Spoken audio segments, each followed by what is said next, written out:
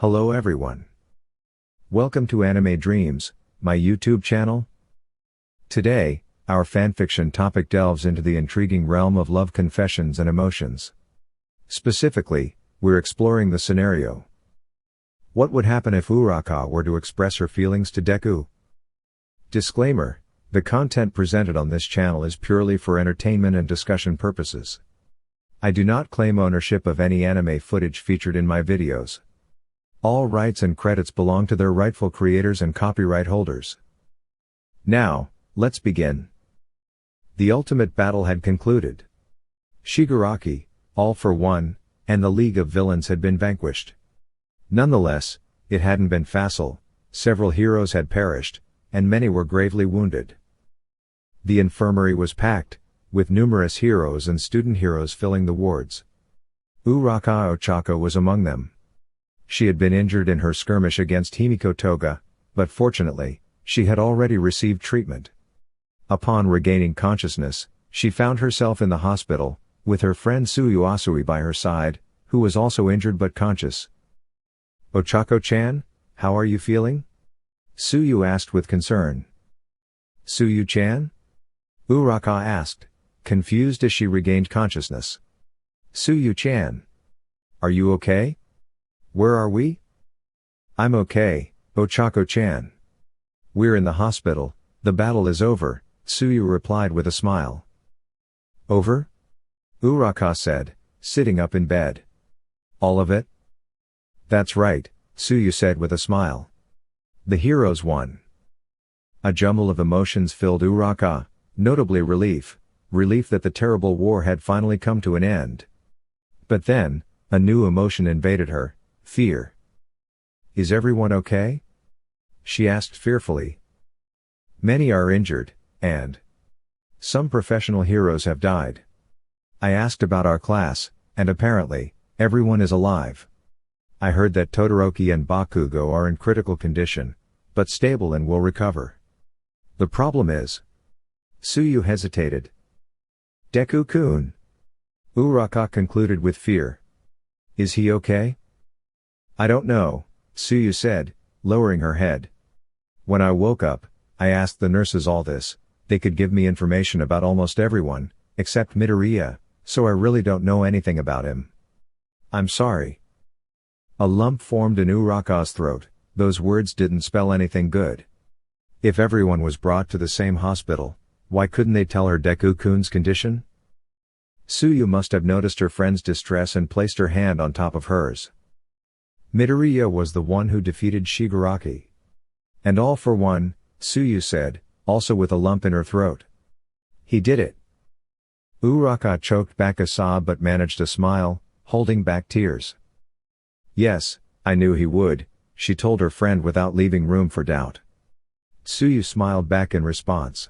They spent some time together, just keeping each other company in their small hospital room, in silence, thinking about everything they had experienced, their friends, mentors, and families.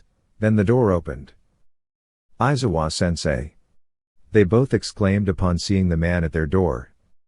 "Uraraka, Asui, I'm glad to see you're okay." Aizawa entered the room and congratulated them on their performance in the battle. "Aizawa-sensei," Uraraka began to ask, "do you know anything about?" "Midoriya is alive," Aizawa interrupted. Uraraka and Asui's faces lit up. "However, his condition is critical." "Critical?" Uraraka asked, her throat tight. Aizawa sighed. "His injuries are severe. He's in surgery, it's been several hours, and the doctors haven't given us any information yet." Both Uraraka and Asui fell silent, staring at the floor. Another sigh escaped Aizawa's lips. "I'll keep you informed. I'm keeping an eye on Midoriya's condition," he added when he noticed no reaction from his students. "Don't count the problem child out. You know he's too stubborn to give up." That elicited some giggles from the girls. Aizawa ruffled their heads, then turned and left through the door. Uraraka and Asui lay back on their respective beds. Another minute of silence passed, broken only by a sob. "Ochako-chan," Tsuyu said, noticing her friend was crying. She sat up and approached the girl who had covered her face with blankets. "Midoriya will be okay. I know he will. That's what I want," the girl said through tears. "I want the surgery to go well. For him to recover so we can go back to classes together. Live in the dorms. Study together. Watch him strive to be better. Listen to his murmurs. See him jotting down in his notebooks and pondering about heroes. I want everything to go back to how it was before this stupid war started. I just want to be with him." Tsuyu sat beside her friend and placed her hand on her head. "Well? When you see Midoriya again, you should tell him." Uraraka stopped her sobs and wiped her tears as she sat up on her bed, looking into her friend's eyes. "What?" she asked, confused. "Do you like him? Don't you?" Tsuyu asked, not accusingly, more as an affirmation. Uraraka looked away, focusing on her hands clutching the sheets. "You don't have to say if you don't want to. But I know you care about him deeply, more than just a friend." Uraraka pondered for a second, then spoke. I desire to indulge in crepes with him. Go to the amusement park. Hold hands," whispered Uraraka, recalling Midoriya's words during the onset of the battle against Toga. Asui understood, also reminiscing about the confrontation with Toga. "I hope you can tell him. When Midoriya recovers," said the frog girl with a smile. Uraraka nodded slightly, blushing and still tear-stained. The girls fell into silence again, unable to sleep or rest, partly due to concern for their friend and the condition of their other classmates, and partly due to the emotions accumulated over the past few days. Hours passed, more visitors arrived, families, some teachers, and classmates who were less injured, until finally, Aizawa re-entered the room. The operation was successful, Midoriya is stable, but his condition is still delicate. "And it's not surprising to say that he has a long recovery ahead of him," he announced.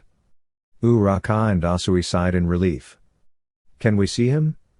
Uraraka asked hopefully. "You both need to recover from your injuries, you won't leave this room until authorized by a doctor." "But, and Midoriya is unconscious, he will be for a while, so he won't be going anywhere. Rest, you deserve it." The next afternoon, the girls received an unexpected visitor. Midoriya Inko knocked on their door. The girls were surprised but welcomed the woman with a smile. "I wanted to make sure my son's friends were okay," said the woman with a kind smile. "I'm sure when he wakes up, it will be the first thing he'll ask about." That kind gesture reminded the girls of Midoriya himself. "Uraraka-chan, I also wanted to talk to you about something," the woman said to the girl, who became somewhat nervous being in the spotlight of the boy she likes' mother. "Yes?" Uraraka asked. "I wanted to thank you for what you did for my son that day when they brought him back to UA." "Oh. It's not necessary," said the blushing girl. "I'm very grateful to all of you," she said, referring also to Tsuyu. "But when you stood up in front of all those people to defend my son and saw the state he was in, I was deeply moved." "Thank you," the woman said with a sweet smile and those kind green eyes, just like those of her son. I've always thought about who saves the heroes when they're suffering," Uraraka replied shyly. "As his friends, it was our job to bring him back." "That's right," added Tsuyu. Midoriya Inko looked at them with tenderness. "They are good girls. Both of them. I am very pleased that Izuku has friends like you." Uraraka and Asui smiled in response. After a few days, Uraraka and Asui were allowed to leave the hospital.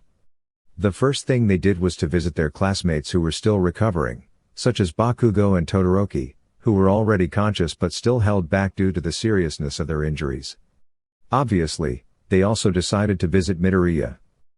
When they arrived at the intensive care unit, they ran into All Might. The man had already visited them during their stay in the hospital, but he still greeted them with joy upon seeing them. "Young Uraraka, young Asui, I am glad to see you recovered. I suppose you are here to visit young Midoriya." "Me too," said a voice behind them when they saw Ida, who had also been discharged that day.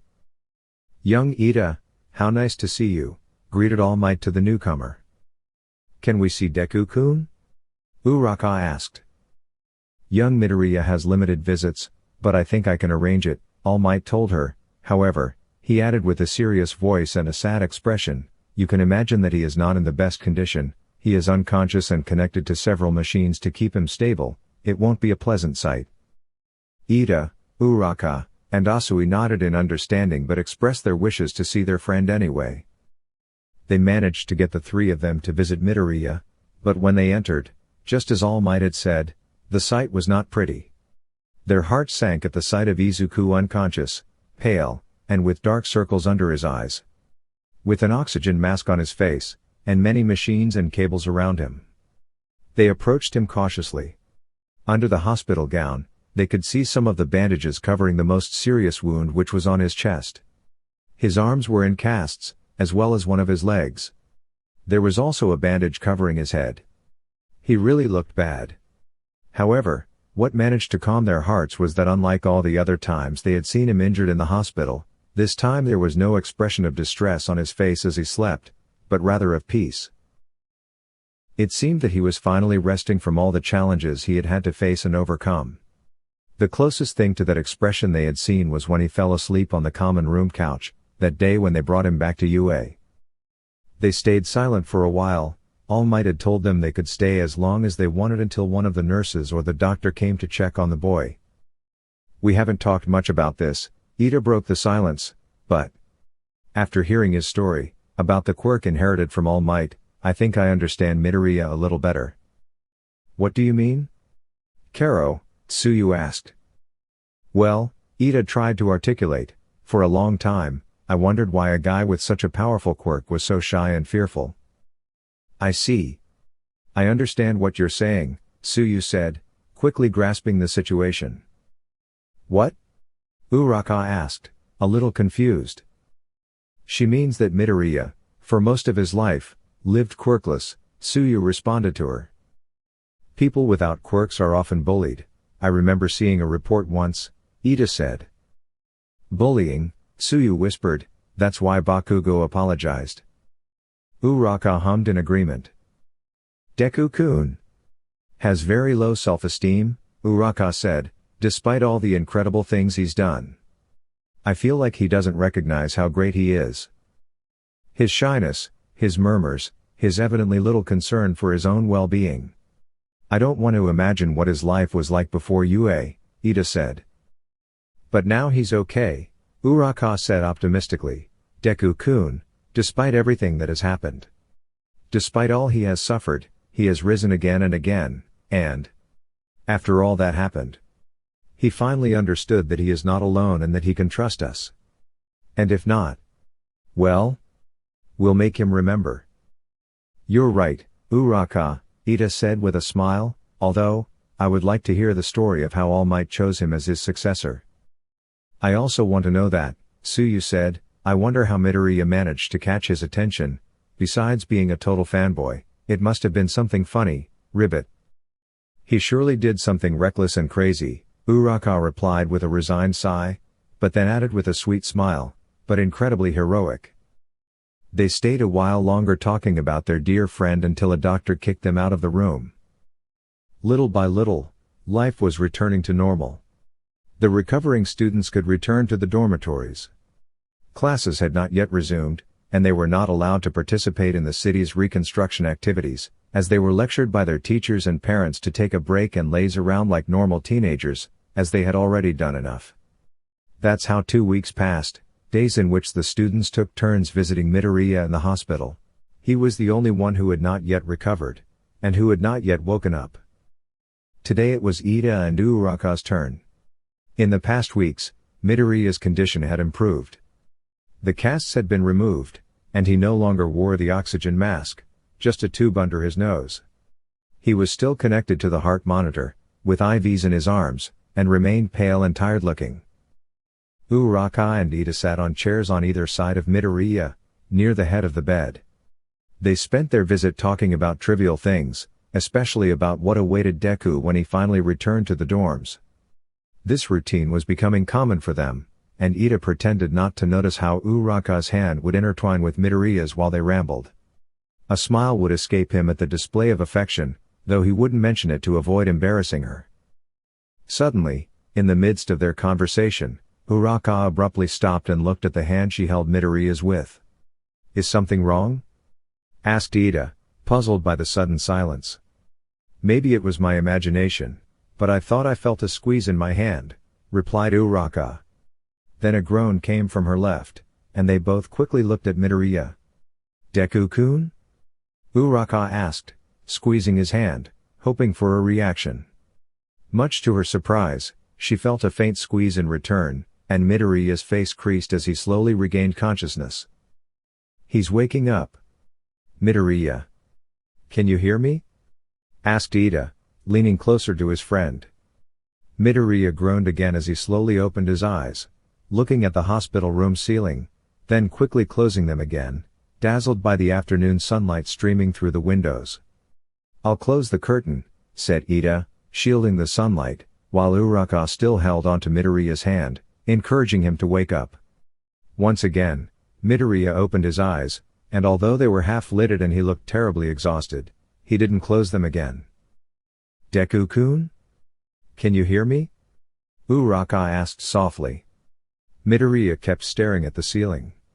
It seemed as if he was just realizing he was awake. Was the only sound that came out of his mouth as he blinked forcefully. "I'll call the nurse," said Ida, leaving the room. As Ida left, Midoriya finally stopped looking at the ceiling and glanced with half-closed, unfocused eyes at Uraraka, who was so happy to see him conscious that tears streamed down her face. Uraraka-san?" he asked with a raspy voice, as if he hadn't spoken in weeks. A slight cough escaped him as well. "Yes," Uraraka exclaimed happily, squeezing his hand, causing Midoriya to focus on their intertwined hands.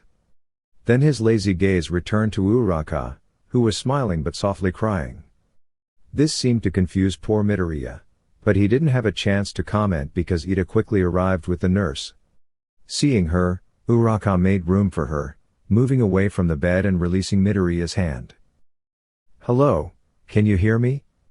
the nurse asked softly. Midoriya centered his attention on her. "Yes," he said weakly. The nurse smiled at him. "Can you tell me your name?" she asked. "Midoriya." "Izuku," the boy replied. "How old are you?" 16.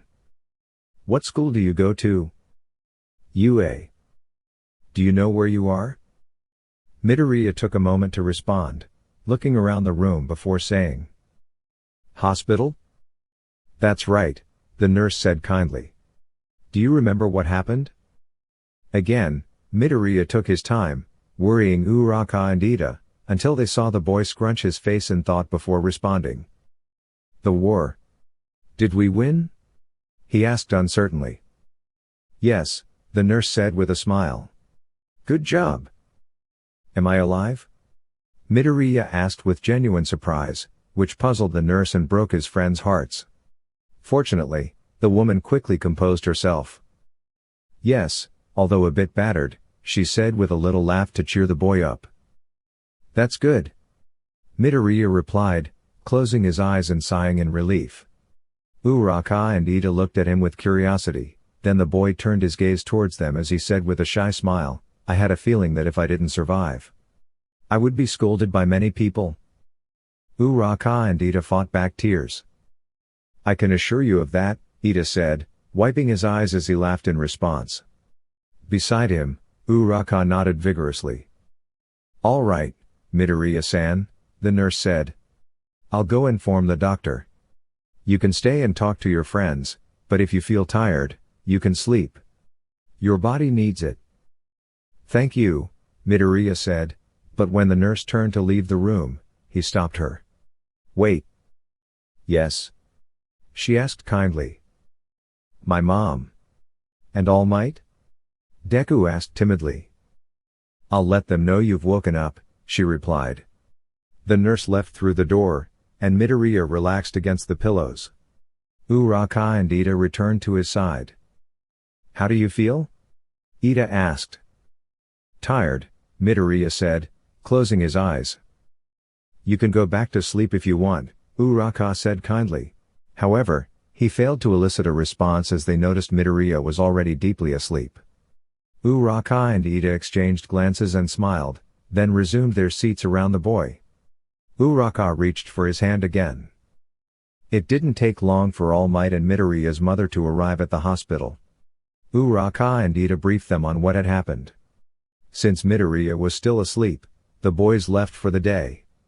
Of course, upon reaching the UA dormitories, the first thing they did was share the good news, and thus, everyone decided to visit Midoriya the next day, hoping to see him awake.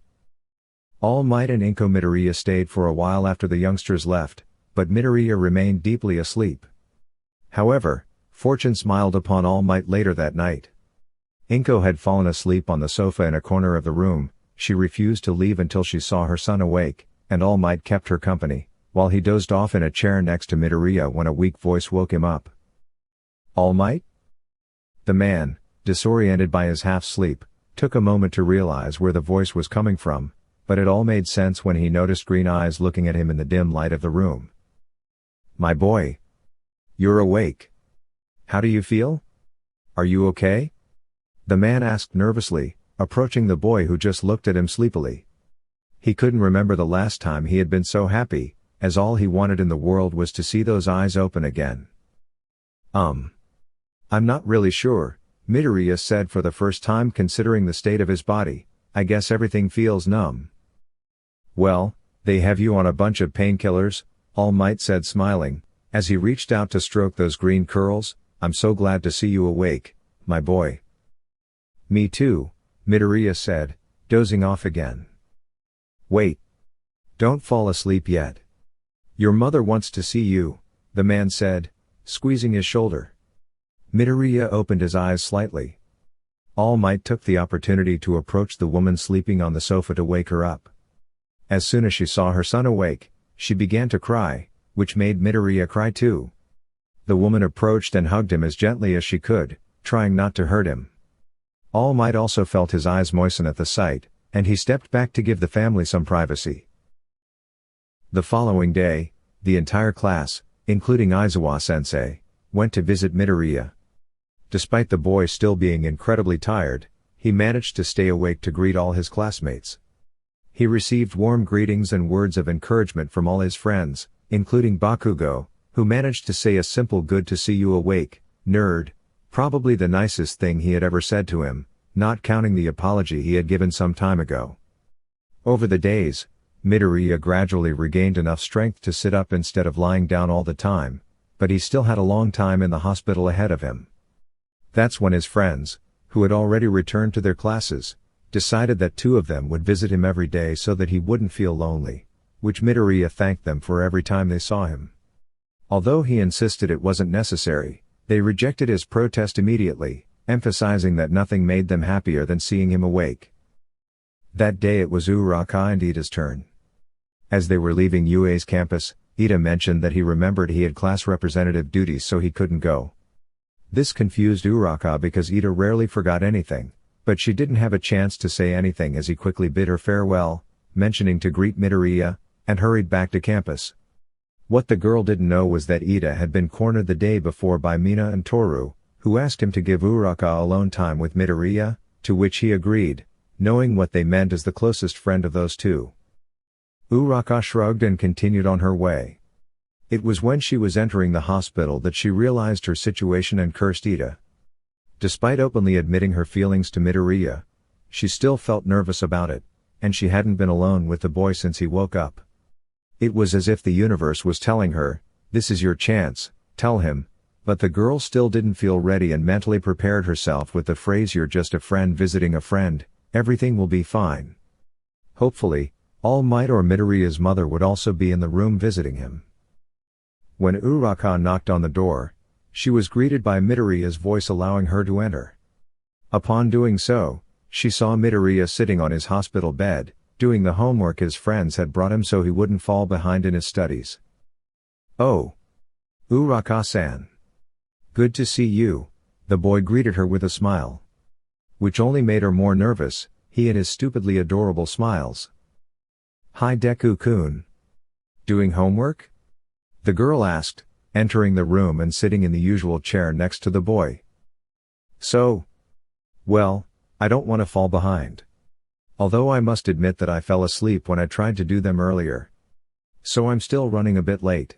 "Well, you're still recovering," the girl said kindly, "so don't push yourself too hard." Midoriya asked about Ida since they always used to be the ones to visit him together.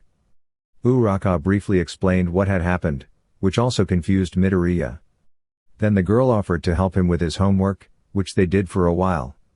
Then they spent time chatting about trivial things. It was a pleasant afternoon, and it wasn't until Uraraka thought it was time to leave that she became nervous again. It was her chance. She was very sure that her friends had conspired to give her this opportunity. She also wanted to stay true to herself. When she left UA, all she wanted was to bring him back and give him a tight hug and then a strong scolding for leaving in the first place. When they found him, she also wanted to hug him and tell him he could rest, that he didn't have to do everything by himself. When the war ended, all she wanted to do was celebrate with him. When she thought she might lose him, all she wanted to do was tell him she wanted to be with him. She wanted to tell him how important he was to her. She thought about all the things she hadn't said and the things she wanted to do with him. Midoriya noticed the sudden distraction in his friend. "Is everything okay, Uraraka-san?" the worried boy asked. Yes. Everything is fine," she said perhaps too loudly, which only confused the boy even more. "You must be tired from coming to visit me after classes," he said with an understanding smile. "No. Not at all," the girl said, "but it's getting late. Maybe I should go," she said starting to say goodbye. "Sure, see you later," Midoriya replied, saying goodbye too, with a smile. Uraraka got up and headed for the door, with the doubt of whether she should still in her mind. That's how she decided to muster up courage. If she could face Himiko Toga, she could do this. But how should she say it? Seeing Uraraka stop inches from the door only confused Midoriya even more. "Uraraka-san? Truth is, there's something I want to ask you," the girl said sitting back next to him, sounding too serious, which worried the boy. "Oh. Okay, what is it?" Deku asked. I wanted to know if how do I say it?" Suddenly she remembered the conversation with Suyu. When you recover and can leave the hospital. Would you like to go eat crepes with me?" The girl could feel her face turning red and couldn't look the boy in the eyes. "Oh," the boy reacted with surprise at the strange request. Sure, that would be fun," he said scratching his cheek. "Really?" Uraraka asked excitedly, but seeing Midoriya's rather calm reaction, the boy who used to blush when he was simply close to a girl, understood that he hadn't conveyed the message correctly. Of course, the boy, after all that had happened, didn't remember what he had told Toga. Uraraka cursed in her head and concluded that she had already taken the first steps, so she forced herself to be more specific, despite her embarrassment. "Why do you have to be so dense?" "What I mean is," the girl said to clarify the message, "I want us to go eat crepes. Just the two of us. Alone." I could swear I was as red as a tomato already, as I glanced down embarrassed. However, the sudden silence gave me the courage to lift my gaze. Midoriya looked clearly surprised with a slightly flushed face. That meant he had understood what I was trying to say, but the silence made me even more nervous, forcing me to keep talking. I want to have crepes with you. And it would be nice someday if we also went to an amusement park and I looked down again, embarrassed. Courage failed me in the end, as the next thing I said was in a whisper. And hold hands. That definitely got a reaction from Midoriya. "Eh?" the boy exclaimed suddenly, surprising me, who lifted my gaze from the ground, allowing me to see Midoriya's flaming face. But those are the things I told Toga that couples. Couples? I finished her sentence amidst the boy stuttering. "Do? It's okay if you don't want to," I quickly said, Although it hurt deeply, I wasn't going to force Deku to do anything he didn't want to. I didn't even know if he had ever looked at me that way. I'm very happy to just be your friend. But Wait. I don't mean that. Midoriya interrupted me quickly, waving his hands exaggeratedly. Just. Are you sure? Huh? I asked confused, looking into the boy's eyes, who embarrassedly looked away and began to nervously clutch the sheets, just to have something to occupy his hands. His face was still red.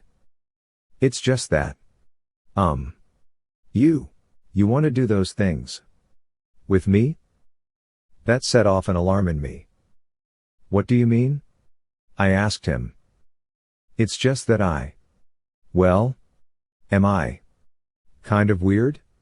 You know, I'm kind of a nerd as Kachan says, and a fanboy. He suddenly began to mumble. And an otaku. There are also my weird mutterings. And it seems like all I can do is attract trouble. And Uraraka-san is really strong, passionate, nice, kind.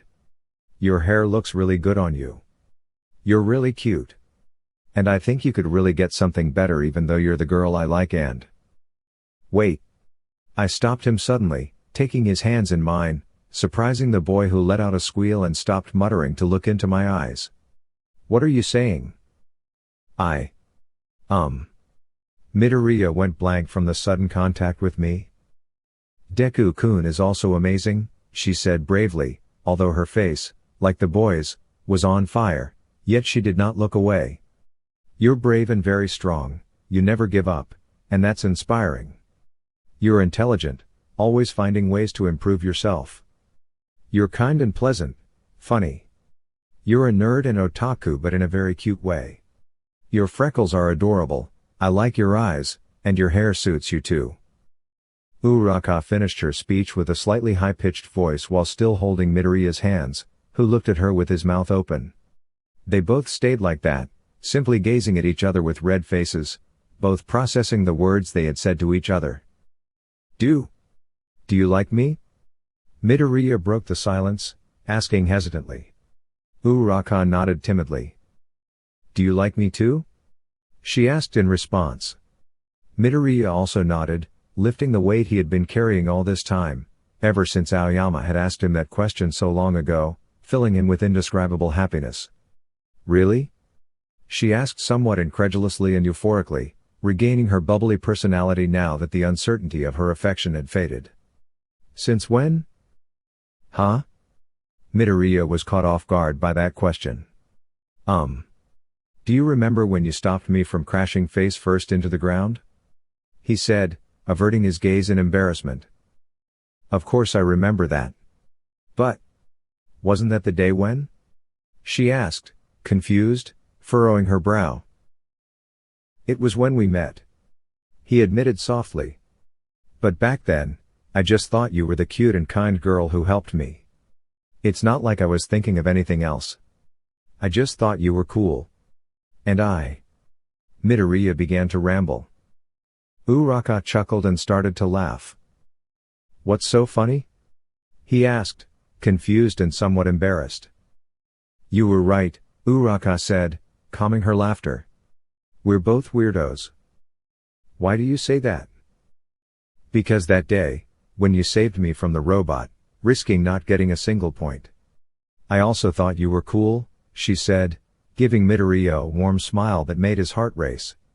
Of course, it was much later that I realized I liked you, the girl added, averting her embarrassed gaze. They fell into silence once more, still holding hands, though no longer meeting each other's gaze, unsure of what to do next. So, Midoriya broke the silence again. Crepes. Right? He asked, feeling embarrassed. Yes, she affirmed happily, nodding vigorously. I would love to go eat crepes. With you, Midoriya said, looking into her eyes with a nervous smile. That hesitant smile made Uraraka's heart leap in her chest, and without thinking, she threw herself into the boy's arms, giving him a warm hug, wrapping her arms around his neck and burying her face in his shoulder. Midoriya froze on the spot, unsure of what to do and completely nervous as his heart pounded uncontrollably. He felt like he might have a heart attack at any moment from being so close to the girl he liked. However, as Uraraka didn't let go, being very pleased to finally embrace him after longing to do so for so long, the boy began to relax, and in an act of bravery, he managed to return the hug by wrapping his arms around the girl's back, which only made the girl happier as she squeezed him tighter. They stayed like that, enjoying the mutual contact when they were interrupted by the door of the room suddenly opening. "Here I am with the afternoon snack," said All Might entering with a tray, noticing the scene before him. Completely embarrassed, Midoriya and Uraraka quickly separated, moving as far away from each other as possible. Uraraka ended up bumping against the wall behind her, and Midoriya sat on the edge of the bed furthest from the girl, both looking at All Might with flushed faces. The man, for his part, had frozen in the doorway in the position he had used to announce his entrance. "I'll come back later," the man said, turning around ready to leave. "We weren't doing anything," the two embarrassed teenagers shouted. Before All Might could leave through the door, Uraraka lost all the courage she had gathered for that afternoon and decided to flee. I'm leaving. See you," she said/yelled and quickly exited through the door, almost leaving a cloud of smoke in her wake. All Might and Midoriya were left alone in the room as they watched her leave. A brief moment of silence passed until All Might glanced at Midoriya and smiled, scratching his head in embarrassment. "I apologize. I'll knock next time," the man said, expressing regret. Midoriya, still blushing, turned around and buried his head in the pillow to muffle his embarrassed scream. Meanwhile, Uraraka, in the elevator heading to the first floor of the hospital, buried her head in her hands to stifle her own embarrassed cry, though part of it was also happiness. All Might approached his student, placing the food tray on the bedside table, and gently patted his back. Midoriya lifted his face slightly from the pillow. "Couldn't you give me one more minute?" he asked his teacher, furrowing his brow and blushing. "Are you upset, young Midoriya?" All Might asked, laughing, which made Midoriya hide again. The man chuckled. "So, what's the matter?" he asked, curious to see the diligent boy behave like a normal teenager. It was about time he relaxed a bit. Midoriya took his time to respond. "Come on. Let's go eat crepes," he mumbled, somewhat muffled by the pillow. "Like a date?" All Might asked teasingly. Midoriya nodded, embarrassed. All Might laughed again as he ruffled the boy's hair. "Good for you, young Midoriya. You have my full support," Midoriya groaned into the pillow. Then All Might became more sentimental. "You're growing up so fast." This caused Midoriya to lift his head from the pillow and look at his teacher curiously. "You sound like a proud mother, All Might," the boy said, also teasingly, to distract himself from his own embarrassment. "Well, I feel more like a proud father," the man replied without thinking much about his words, but he reconsidered when Midoriya looked at him in astonishment. "I mean, it's not like I feel like your father. But I guess you're the closest thing to a son I'll ever have. And seeing you grow up is..." All Might started to ramble. Midoriya went blank for a moment and buried himself in his pillow again. "This is too much for my heart today," the boy groaned, while All Might panicked. Later that day, after overcoming his embarrassment, Midoriya would clarify to the man that it was completely fine for him to consider him a father figure, which brought tears to the retired hero's eyes, and consequently, to Midoriya's as well. When Uraraka entered the dormitories, everyone could tell that something had happened. Throughout the rest of the day and until she went to bed, the girl was on cloud nine, with an enormous smile and rosier cheeks than usual. Finally, before going to sleep, Uraraka invited Tsuyu to her room to tell her what had happened, as she needed to talk to someone about it. The frog girl found herself happy for her friend and patiently supported her while Uraraka recounted her story with squeals of happiness and blushes of embarrassment. What both girls didn't know was that behind the door, 4 other teenagers were ecstatically listening to the story thanks to someone's quirk and the scolding of their class vice president, who was also listening excitedly. When Tsuyu got up to leave, she opened the door, causing the 4 girls to fall into the room. Uraraka was mortified with embarrassment when she found out that they had heard her confession, but she relaxed when the other girls congratulated her without making fun of her, although it was obvious that Mina wanted to. When the girls left, Uraraka sighed defeated. With Mina and Toru informed, everyone would know by this time tomorrow. But despite that, nothing could wipe the smile off her face. Uraraka went to bed, but she really couldn't sleep, even though she had classes the next day. She couldn't stop thinking about what had happened, which made her so happy.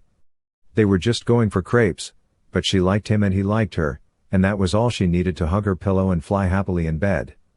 When midnight came and she still couldn't fall asleep, she gave up and did what anyone would do.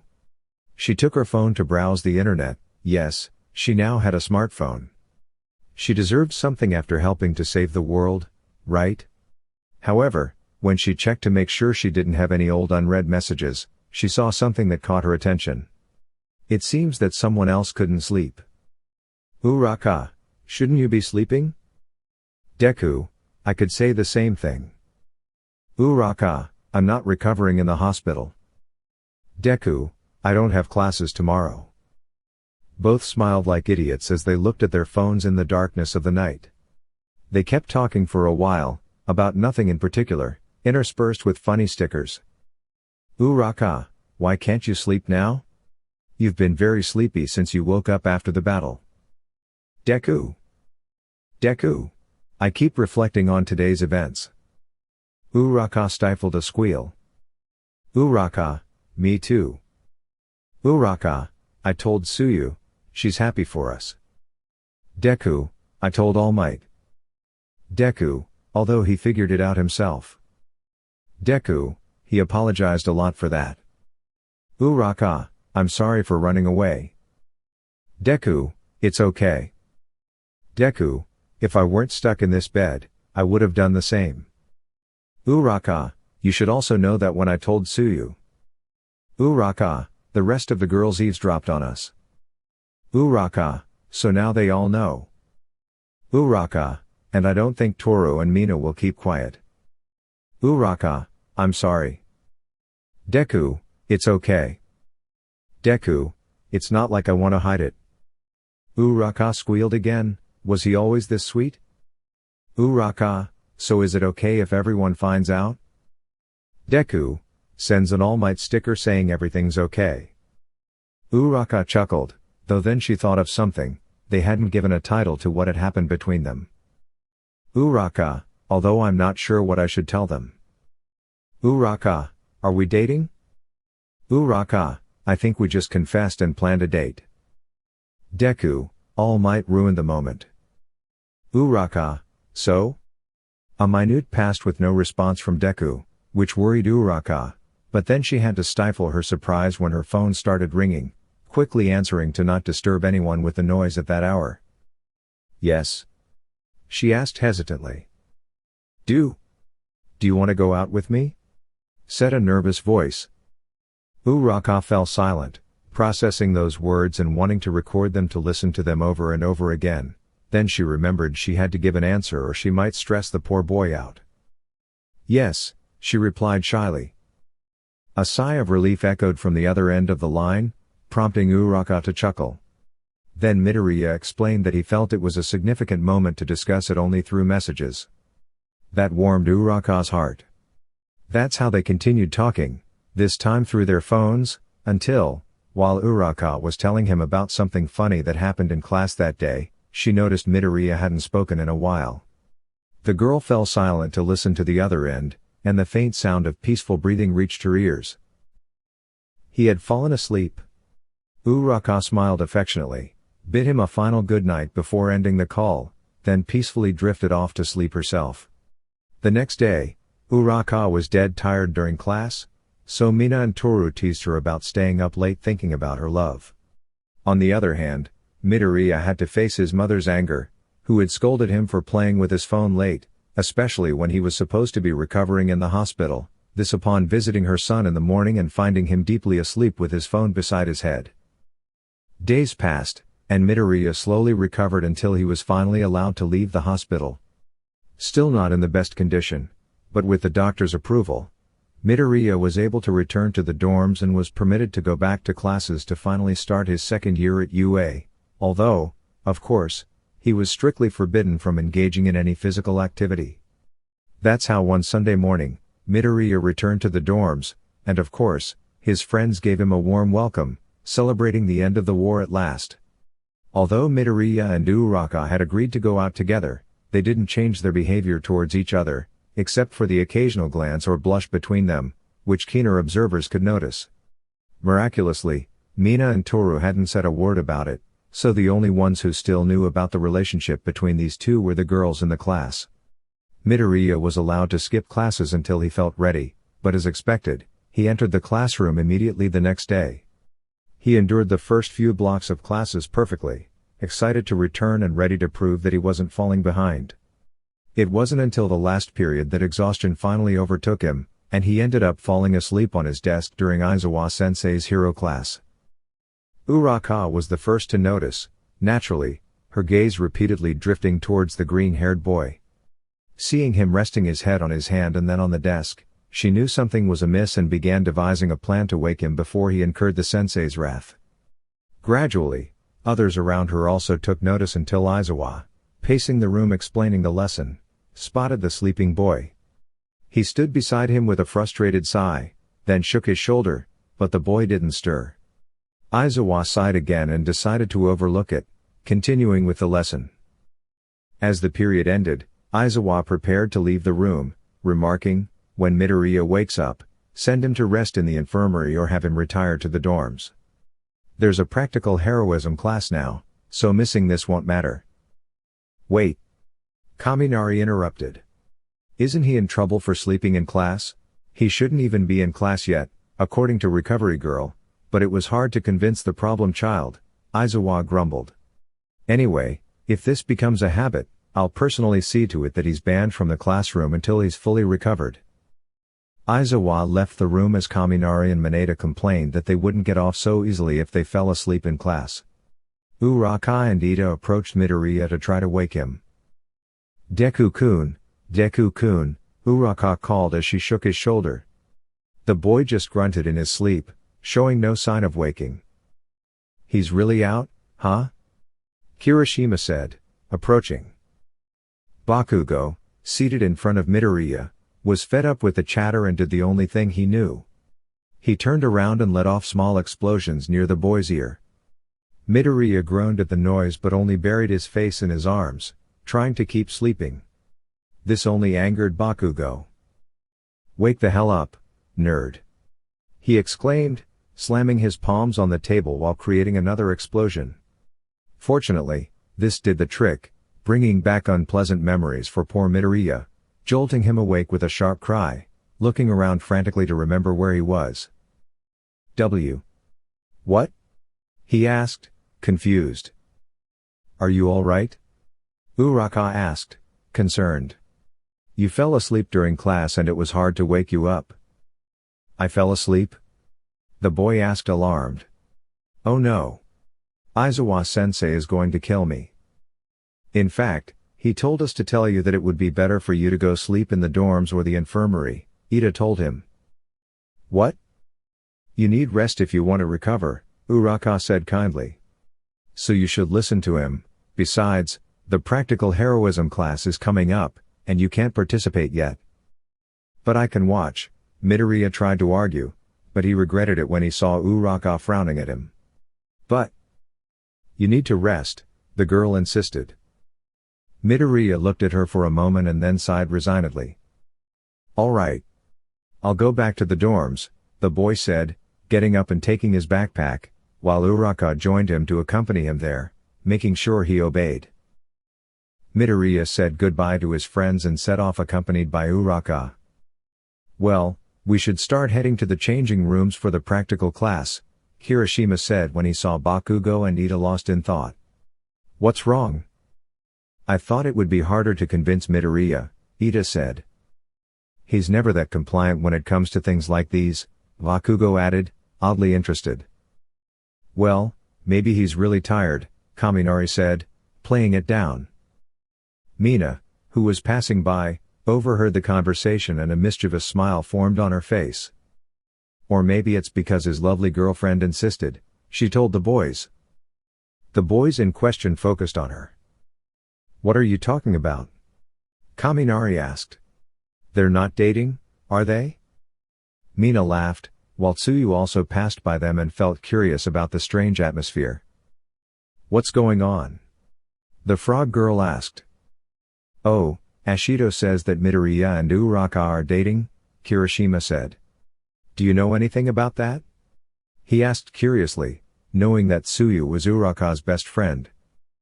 Tsuyu thought about it for a moment. Uraraka had told her that she and Midoriya had agreed that it wasn't a secret, they just weren't going to announce it. Yes, they're dating, Tsuyu replied bluntly. The boys' jaws dropped, while Mina laughed. What? Kaminari and Mineta asked, the latter appearing out of nowhere. When did this happen? Kaminari asked incredulously. Ochako confessed when Midoriya was in the hospital, Mina said gleefully. It can't be. Mineta cried dramatically. Midoriya got a girlfriend before us. I knew the shy ones were the worst. Kaminari said. Please don't ruin the moment with your senseless complaints, Tsuyu told them. Yes. The love between Midoriya and Uraraka is the sweetest and purest in the universe. Mina exclaimed. Bakugo got up to leave, followed by Kirishima and Ida. Bakugo wasn't really interested in the topic. If Round Cheeks could make the nerd worry about his health, then so be it. Meanwhile, Ida had been feeling for a while that something was going on between them, so he wasn't very surprised. Kirishima just kept talking about how manly Uraraka was for confessing her love.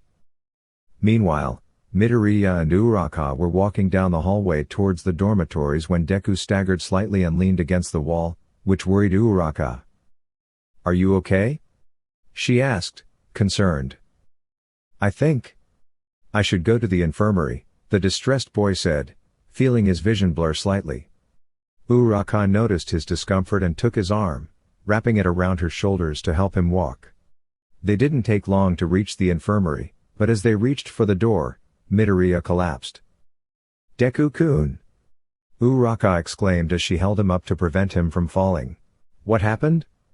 Recovery girl asked, approaching the pair. He fell asleep in class. I was going to walk him back to the dorms to rest, but he started feeling unwell on the way, Uraraka explained as she used her quirk on him to lighten his weight and carry him to the bed indicated by recovery girl. The elderly woman placed a hand on the boy's forehead once he was lying down. He has a fever, she mentioned with a sigh. He probably overexerted himself. After some rest, he should be fine, but he won't escape my lecture. Uraraka looked worriedly at the boy. Don't worry, dear, the woman said, your boyfriend just needs a little rest and self-preservation. I'm sure if he takes it easy, he'll regain his energy soon enough. I hope so, Uraraka said eagerly, then reconsidered the woman's words, blushing slightly. What? How did you know? All Might let it slip the other day, the woman shrugged. By now, all the teachers know. Uraraka cursed All Might in her mind. It's ironic that that man can't keep a secret, the woman chuckled. Anyway, dear, you should go back to class. You can come check on him later. Uraraka obeyed the woman, arriving late to class, but when she explained to All Might and Aizawa what had happened, she spared herself a lecture. Concern for Midoriya's condition distracted the rest of her classmates from the earlier conversation, so she wasn't bombarded with questions. When classes ended, Uraraka rushed to the infirmary where Midoriya was already conscious, albeit still running a slight fever. However, he was cleared by recovery girl to return to the dorms. He still had permission to attend classes the next day, albeit with the warning to leave if he started feeling drowsy instead of forcing himself to stay awake. The journey back to the dorms was somber. Midoriya looked downcast, and Uraraka remained alert in case of another collapse. I'm sorry for worrying you, Midoriya whispered. It's okay, Uraraka said kindly. Just remember to mention if you're feeling unwell beforehand. I didn't feel unwell, Midoriya replied. Uraraka gave him a skeptical look, So Midoriya sighed and continued, I mean, I was fine, and then I got really sleepy. Ever since I woke up after the battle, this has been happening to me a lot. I'm fine, and then suddenly I'm falling asleep, in the middle of a conversation or when I'm doing something. It's annoying and... Uraraka prompted him to continue. It scares me, Midoriya said, stopping in his tracks. Uraraka also stopped walking and looked at him intently. The boy looked at the ground while gripping his backpack straps tightly. I thought I could stop it. Try to stay awake. And all I managed to do was give myself a fever. Deku-kun. It's okay, your body just needs a little more time to heal, that's all. The girl tried to cheer him up. Midoriya looked into her eyes, and Uraraka was surprised to see him crying. I've been patient. I was in the hospital for weeks. But this doesn't stop, and... what if it's always like this? How am I supposed to be a hero if I'm too weak to save someone? I'm just... falling behind everyone else, and I... You're a hero. Interrupted Uraraka, placing her hands on the boy's cheeks to get his attention. The reason you're going through this now is because you gave your all in battle to save thousands of people.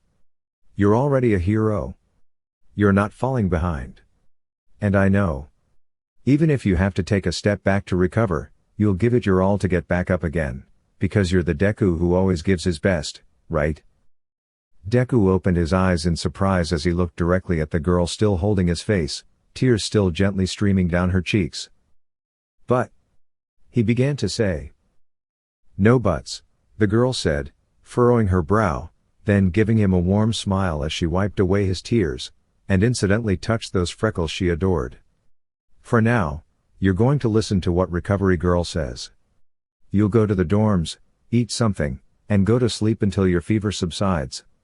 And you can be sure that tomorrow, we'll all be keeping a close eye on you if you try to do more than you're capable of. I'm sure with everyone's support, you'll be able to recover, and before you know it, you'll be kicking villain butts again. Midoriya blinked slowly as he looked at the girl, then chuckled. Uraraka laughed along with him, not entirely sure why, but happy to see him happy. Thank you, he said to her. Don't mention it, she replied, laughing. You always find a way to keep me from crashing to the ground. In more ways than one, Midoriya said, smiling warmly, surprising Uraraka and making her blush slightly. Suddenly, she realized how close their faces were and how she was still holding his cheeks. Midoriya seemed to have noticed too because he stopped laughing and looked at her intently, also slightly flushed, either from the fever or embarrassment. They stared at each other, Uraraka occasionally moving her thumb to stroke the boy's cheek, making butterflies flutter in both their stomachs. Then, without thinking much about what they were doing, they began to lean in while slowly closing their eyes. They were inches away from taking a new step in their relationship when a voice interrupted them. I don't need to see that crap. If you're gonna do that, get a room, said Bakugo's annoyed voice. Midoriya and Uraraka opened their eyes in surprise, and they both jumped back, separating as much as possible from each other, their faces turning as red as tomatoes. They looked to where the voice was coming from, only to find Bakugo's annoyed face, Ida and Kirishima's flushed faces, Ashido's joyful expression, and Kaminari and Mineta's murderous glares. Midoriya's outburst had made them unaware that they had stopped halfway to the dorms, where any of their classmates could see them if they took the same route. Bakugo. You ruined the moment, scolded Mina. They were about to kiss. Kiss? Uraraka and Midoriya asked in a panic, realizing they hadn't realized what they were about to do. Seeing the young couple's reaction, they immediately noticed this was new territory for them. Kirishima began nervously, scratching his head, did we just interrupt your first kiss? Or something? Uraraka and Midoriya glanced at each other, their embarrassment palpable. Uraraka covered her mouth with her hands while Midoriya hid his entire face. Smoke practically seemed to be coming out of their heads. I don't give a damn, stop blocking the way, Bakugo said, starting to walk away from the scene. Kirishima followed, apologizing for the interruption. Ida also walked away, offering an apology but lecturing them to be more aware of their surroundings next time. Mina continued scolding Bakugo for ruining the moment as she followed him, while Kaminari and Mineta teased, "Looks like you're feeling better already, huh, Midoriya," inwardly crying because they wished they were anywhere but there. And so, Midoriya and Uraraka found themselves alone again, unable to meet each other's eyes. They walked to the dorms at a considerable distance from each other.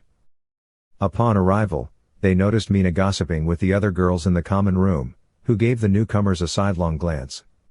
They said awkward goodbyes and went to their respective rooms, ready to scream into their pillows. Midoriya definitely couldn't rest now, feeling his fever rising, or maybe it was just his face flushing with embarrassment, it was hard to tell. The next day, Midoriya's fever didn't decrease, so he had to stay in bed. The day after that, his fever vanished, but he decided to rest. A day later, he attended classes but stayed alone for the first 2 blocks, gradually recovering until he could attend classes for the entire day without consequences, albeit with the constant warning not to overexert himself. Finally, after several days without incident, Midoriya gathered the courage to ask Uraraka if she wanted to go out with him in the afternoon to eat crepes, as they had agreed. He asked her this while they walked alone to class in the morning, and in the afternoon, they requested permission from Aizawa to leave the campus.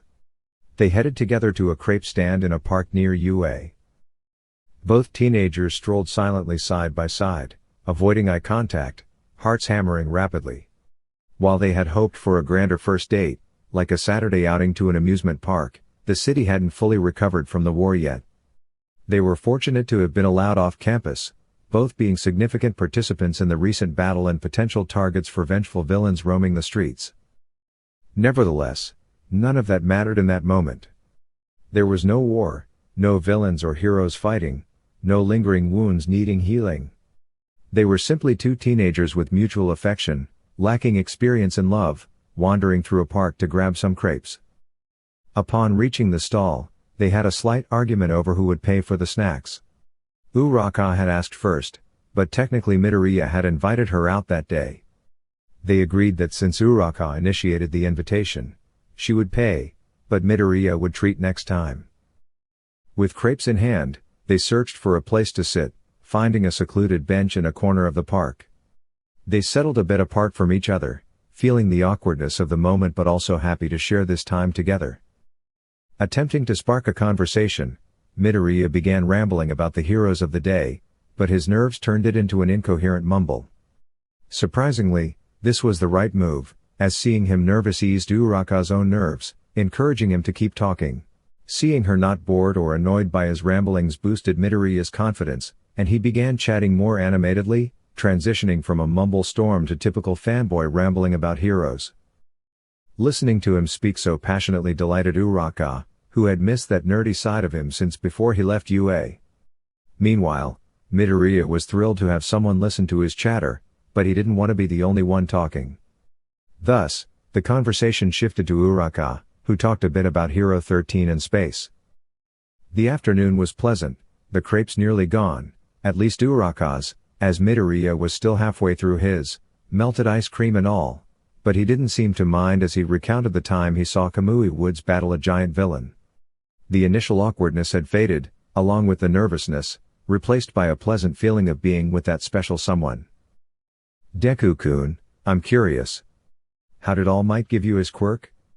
Did you know him before UA? Midoriya froze at the sudden change of conversation. Uraraka seemed to notice this. It's okay if you don't want to talk about it, she assured him, waving her hands in front of her, thinking she had touched on a delicate topic. Midoriya looked at her tenderly, shaking his head. Don't worry, it just surprised me. After all, I kept it a secret for so long that it's a bit weird that everyone knows now, he said with a nervous smile. What do you want to know? Well? If you're okay with that, the girl said somewhat uncertainly, but happy that he opened up to her. How did you meet All Might? Well? It's a somewhat long story. Although now that I think about it, it started with what I was telling you before, the fight between Kamui Woods and Mount Lady's debut. It was that same day. Really? Yes, well. That happened in the morning and All Might's thing happened that afternoon, after classes. Well, let's say I hadn't had a very good day at school. What happened? The girl asked with concern. Oh. Don't worry, nothing serious, just. Well? Midoriya began to hesitate about whether to tell everything, but thought it would be okay to be able to tell someone a little about his horrendous school life, especially someone who wanted to listen. Let's just say it wasn't a very different day. It was just a little worse? What do you mean? Well? Let's say I didn't have many friends back then. Something like none. I only had Kachan, and back then he was focused on making my life impossible. Uraraka looked at the boy, who now had a sad expression, but encouraged him to continue. Maybe he needed to talk about it with someone. Is it related to the apology from the other time? Yes. Let's say Kachan and the others used to tease me for not having a quirk? So? Well? That's why no one talked to me and laughed when I said I wanted to be a hero. That day the teacher mentioned that Kachan and I had applied to UA. Kachan was congratulated, and they laughed at me. He also got mad at me, and after class, he exploded my hero analysis notebook. Threw it out a window, and it fell into a pond. He also told me not to apply to UA, and then Midoriya fell silent. Then? Uraraka asked curiously, making a huge effort to suppress her murderous rage against Bakugo while focusing on the story at the same time. No. I don't remember well. Midoriya changed the subject. Uraraka noticed, but decided not to inquire further out of consideration for the boy. The point is, after that, I headed home. Feeling somewhat depressed, but tried to cheer myself up. Uraraka smiled at that. Then a villain attacked me. What? It was the sludge villain. The one from the sludge incident? The one who attacked Bakugo? Yes. It turns out that he attacked me first that day, but it was at that moment that I was saved by All Might. Then Midoriya recounted his encounter with All Might, how he clung to him to ask him a question, which led to him discovering the secret of his true form, and the hero told the boy that he should be realistic about his dreams. Then he recounted the sludge incident and how his actions led All Might to seek him out and tell him that he could indeed be a hero, offering him his quirk. After that, I had to train for 10 months to become a vessel capable of storing the power of One for All. 10 months trained by All Might. That sounds amazing. Well?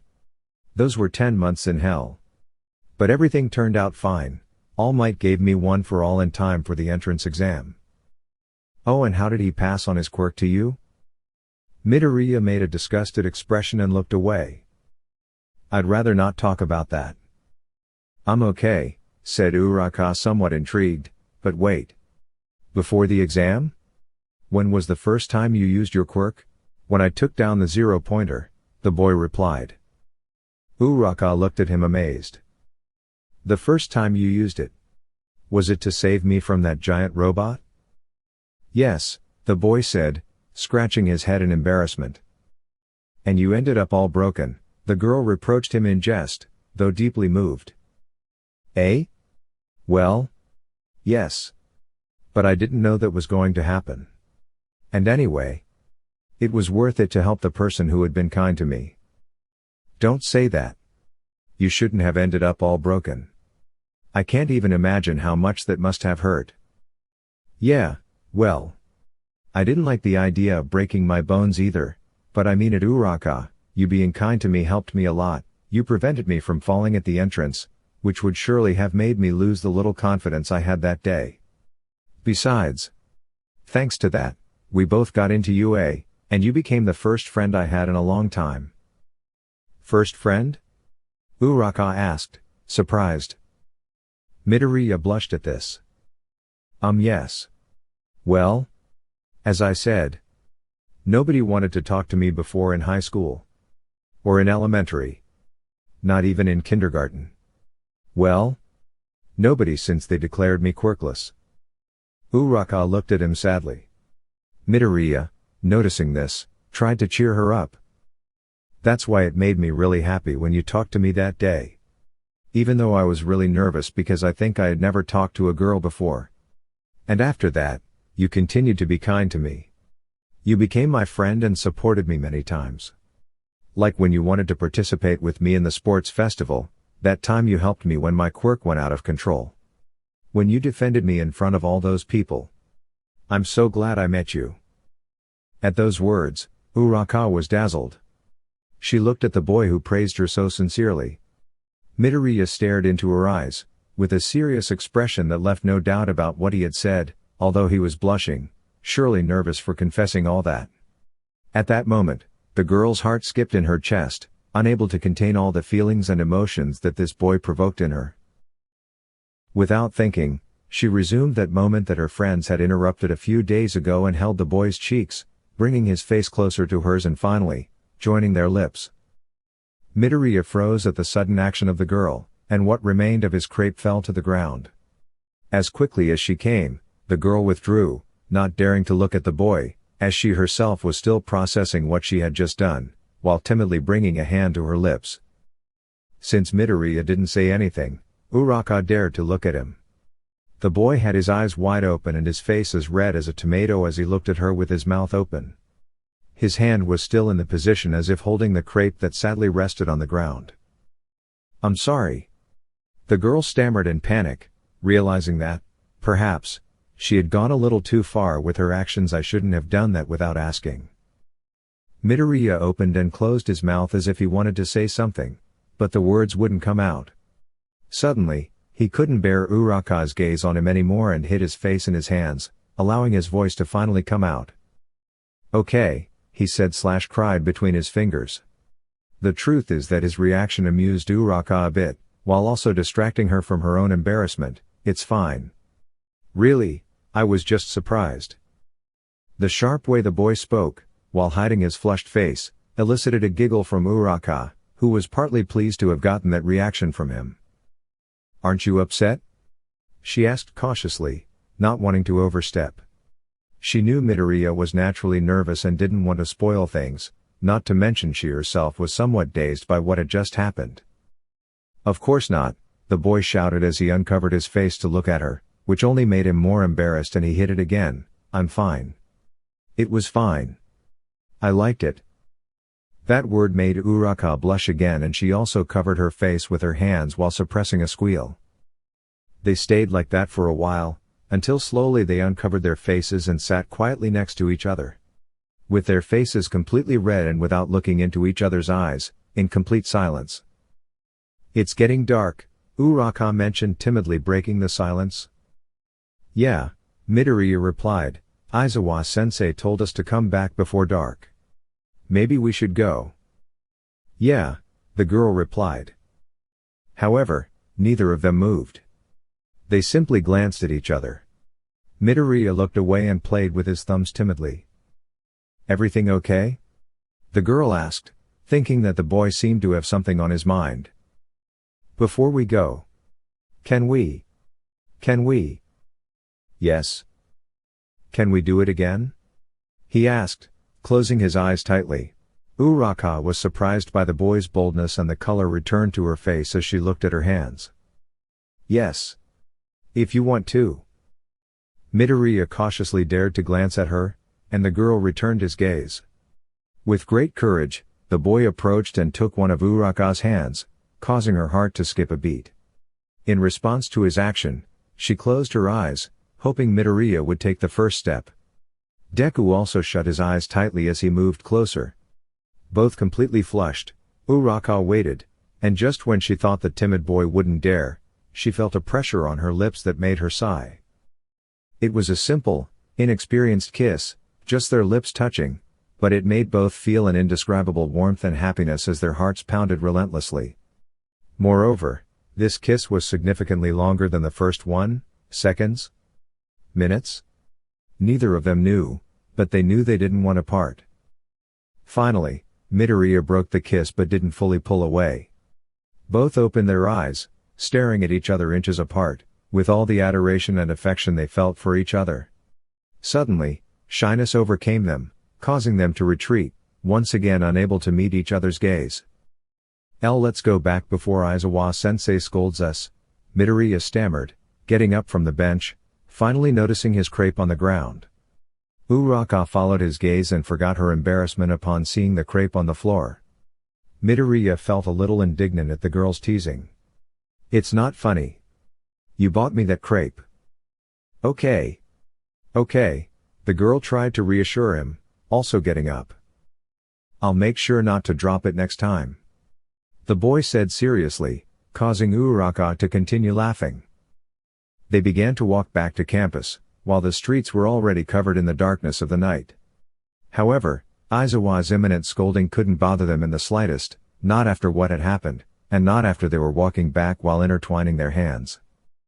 Folks, that was a brief fan fiction tale. I trust you relished it. Please share your thoughts in the comments section.